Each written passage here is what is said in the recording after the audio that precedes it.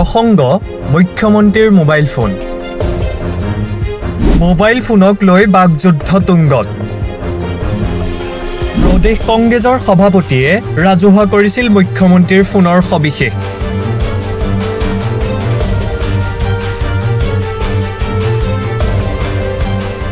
পকেটত 4টা mobile phone, এটা মোবাইল ফোন অমিত শ্বাহক ফোন কৰিবলৈ, এটা মোবাইল ফোন প্ৰমোদ বড়োক ধমকি দিবলৈ, এটা ফোন হাগ্ৰামা মহিলাৰীৰ লগত বৈঠকলৈ মাতিবলৈ, আৰু চতুৰ্থ ফোন কংগ্ৰেছৰ বিপৰীতে প্ৰত্যুত্তৰ আহিছে মুখ্যমন্ত্ৰীৰ ফালৰ পৰা। মোৰ এটা ফোন প্ৰমোদ বড়োৰ তাত যায়, এটা ফোন হাগ্ৰামা মহিলাৰীৰ তাত যায়, তাৰমানে আৰু কি পাৱাৰ লাগে কওক। তৃতীয় ফোনটো অমিত শ্বাহ, 4 নম্বৰ ফোনটো কংগ্ৰেছ। তাৰমানে মোতকৈ পাৱাৰফুল মানুহ এই ভাৰতত কোন আছে?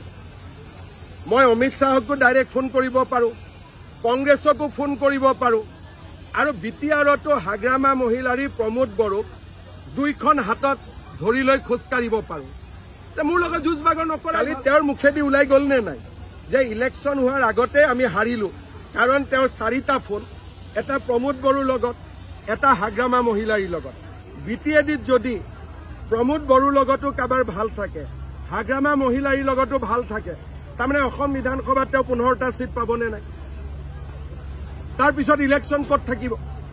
অমিত শ্বাহৰ লগত যদি ফোন থাকে, তাৰমানে তেওঁ ভাৰতৰ তৃতীয় চতুৰ্থ শক্তিশালী ব্যক্তি হ'ল নে নাই? আকৌ যদি কংগ্ৰেছৰ লগতো ফোন থাকে, অৱশ্যে আছে, মই মিছা নকওঁ, কংগ্ৰেছৰ লগত ডাইৰেক্টলি আছে, যদি কংগ্ৰেছৰ লগতো থাকে, তাৰপিছত এইবিলাক কষ্ট কৰি কিয় ঘূৰি ফুৰিব লাগে? ইমানতে থমকি নৰল মুখ্যমন্ত্ৰী।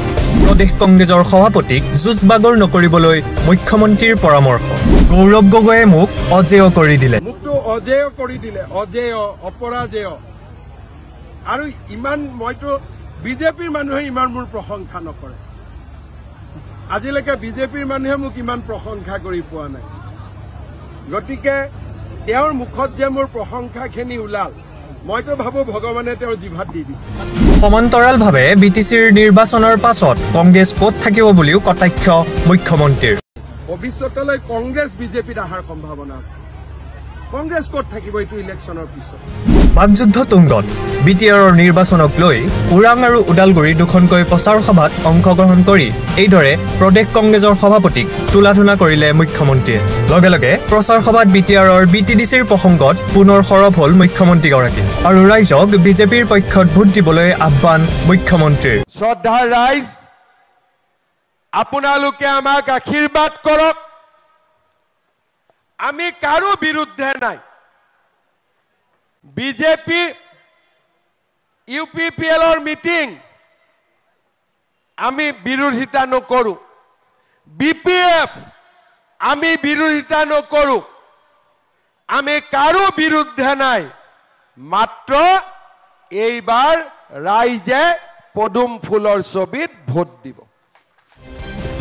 মুঠৰ ওপৰত এফালে বাকযুদ্ধ আৰু আনফালে প্ৰচাৰ, আৰু এনে বাকযুদ্ধই পৰৱৰ্তী সময়ত কি ৰূপ লয় সেয়া হ'ব আকৰ্ষণীয়।